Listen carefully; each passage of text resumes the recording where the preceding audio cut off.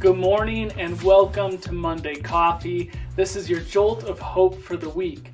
We've been going through kind of the teachings of Jesus, going along with the book, What If Jesus Was Serious? And asking the question of all the things that Jesus said, how would things look differently if we took the call of Jesus to be serious? Because we like to nitpick and we like to cherry pick things that we want to do and follow. We all do that in some way or form.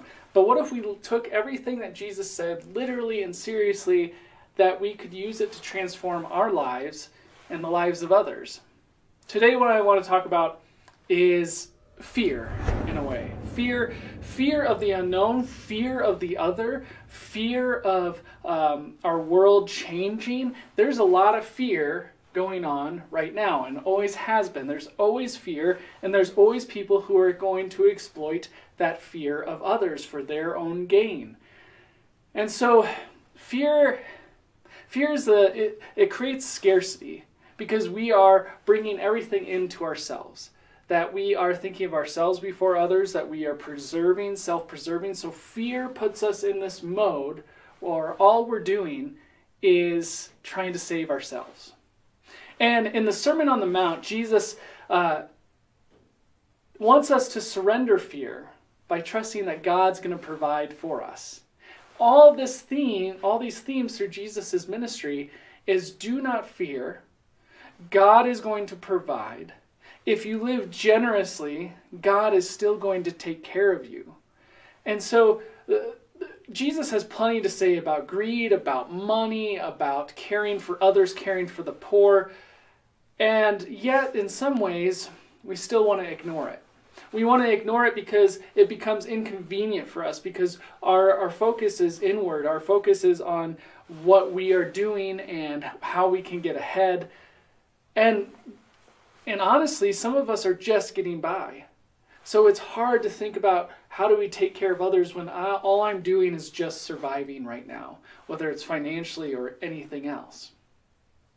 So fear kind of starts to develop in us and we can't get out of that mode. We could talk about this too in also terms of the poverty cycle, that people are under so much stress that all they're doing is to just survive each day. So it's hard to set up a savings account when all you're doing is trying to get through one day. It's hard to think through the next steps of what you can do to build your career up when all you're doing is trying to put food on the table today. And so fear puts us in this place where we are constantly just trying to survive and care for and take care of ourselves.